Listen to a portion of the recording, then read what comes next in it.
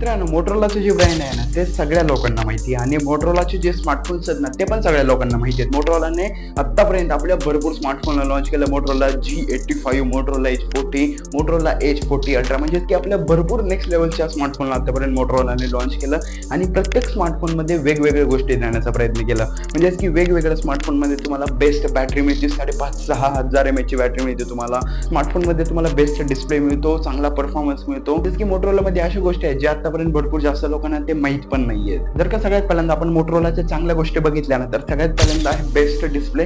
कोणताही जरी तुम्ही मोटोरोलाचा स्मार्टफोन बघितला त्यामध्ये तुम्हाला चांगला बेस्ट डिस्प्ले मिळतो. AMOLED डिस्प्ले मिळतो, नाहीतर LCD डिस्प्ले मिळतो तुम्हाला त्या स्मार्टफोनमध्ये. आणि प्रत्येक मोटोरोलाचा जर का कोणता पण स्मार्टफोन तुम्ही बघितलं त्यामध्ये तुम्हाला बेस्ट डिस्प्ले दिसणार.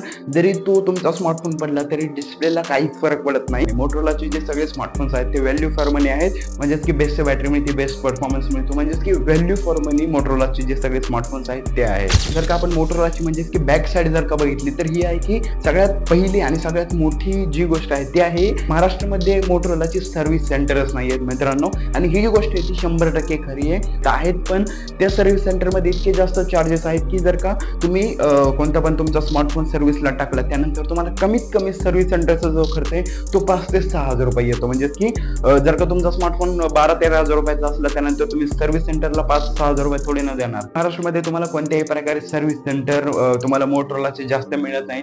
जास्त सर्व्हिस सेंटरमध्ये तुम्हाला तुमची हेल्प केली जाणार नाही मोटोरोला बाबत. तरी तुमचा स्मार्टफोन जर का थोडाफार खराब झाला तर ते नेट होऊ शकतं. पण जर का तुमच्या स्मार्टफोनला भरपूर जास्त मोठा प्रॉब्लेम असेल म्हणजेच की जे स्मार्टफोनचे जे पार्ट्स आहेत ते जर का इम्पोर्ट एक्सपोर्ट करायचे असतील तर त्यावेळेस तुमचे सर्व्हिस सेंटर तुम्हाला जास्त हेल्प करू शकत नाही. आय थिंक हा जो कॉन्सेप्ट आहे ना तो एक महाराष्ट्रामध्येच आहे. महाराष्ट्राच्या बाहेर सुद्धा मोटोरोलाचे तुम्हाला चांगले सर्व्हिसेस मिळतील. पण महाराष्ट्रामध्ये तर आता सध्या मोटोरोलाच्या कोणत्याही प्रकारे जास्त सर्व्हिस नाहीये. जर मोटोरोलाचा ना दुसरा कॉन्सेप्ट आहे की कॅमेरा प्राइस पॉईंट. म्हणजे प्राइस पॉईंट नुसार तुमच्या स्मार्टफोनमध्ये तुम्हाला कॅमेरा चांगला मिळत नाही. तुम्ही किती स्मार्टफोनवरती खर्च केला त्याप्रमाणे तुम्हाला त्या प्राइसनुसार तुम्हाला तुमच्या स्मार्टफोनमध्ये कॅमेरा मिळत नाही. भरपूर जण असं म्हणतात की 15-20 हजार रुपये जरी तुम्ही स्मार्टफोन घेतला तरी पण तुम्हाला त्या स्मार्टफोनमध्ये जेवढा कॅमेरा पाहिजे तेवढा कॅमेरा मिळत नाही. आणि कॅमेरामध्ये पण भरपूर फीचर मिळत नाहीये तुम्हाला मोटोरोलाच्या स्मार्टफोनमध्ये. आणि आताचे जे लेटेस्ट स्मार्टफोन्स आहेत H40 अल्ट्रा झालं, H50 अल्ट्रा झालं, त्यामध्ये तुम्हाला चांगला बेस्ट कॅमेरा मिळतो. पण त्याची जी प्राइस आहे ती भरपूर जास्त हाय आहे. 40,000 रुपये आहे त्या स्मार्टफोनची प्राइस. त्याप्रमाणे तुम्हाला त्या स्मार्टफोनमध्ये कॅमेरा मिळतो. जे लो प्राइसचे स्मार्टफोन्स आहेत मोटोरोलाचे जसं की 15,000चे 20,000 रुपयाचे त्यामध्ये तुम्हाला 15,000 रुपये देऊन सुद्धा तुम्हाला त्या लेवलचे कॅमेरे मिळत नाहीत. कारण की 15,000 रुपये देऊन तुम्हाला चांगला बेस्ट कॅमेरा मिळालाच पाहिजे.